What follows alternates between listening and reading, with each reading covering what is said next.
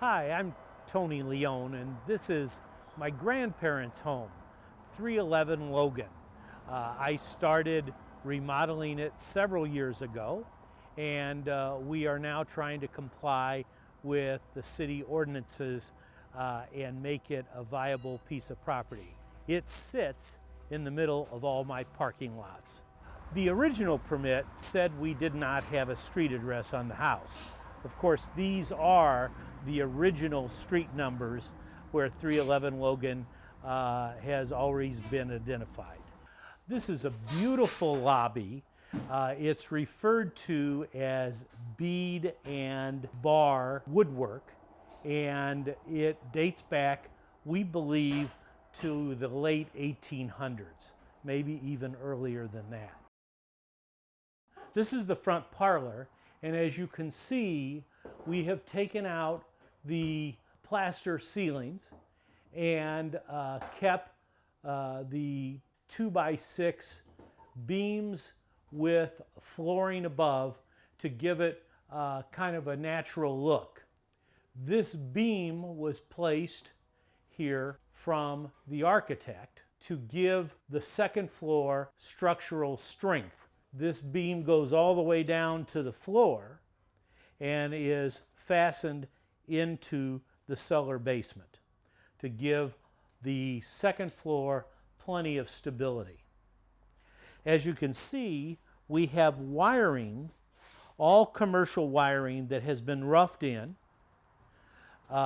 It will end up connecting to a 200-watt box downstairs when we connect the box and bring electricity onto the site.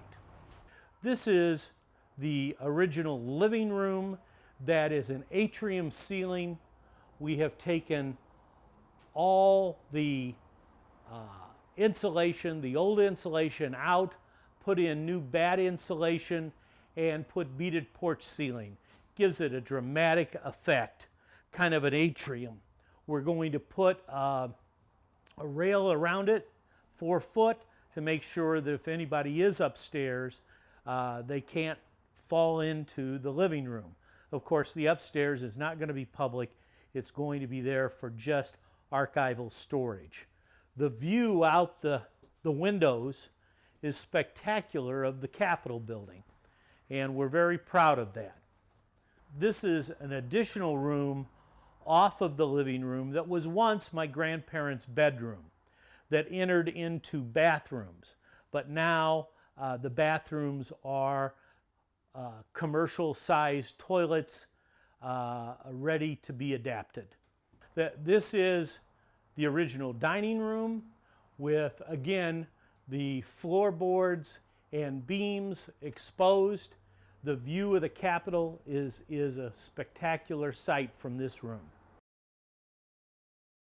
These are two, what you refer to from accessibility standpoints as toilet rooms.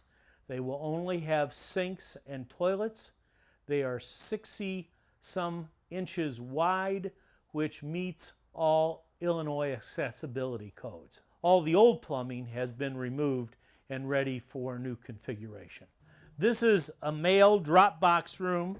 Someone can come down here and receive any type of payments for Leone parking. It also has an exposed ceiling at this point with another commercial fan. This room is my father's old bedroom and will serve as a place to keep the books for Leone parking. The second floor will be used for archival storage for records, photographs, prints.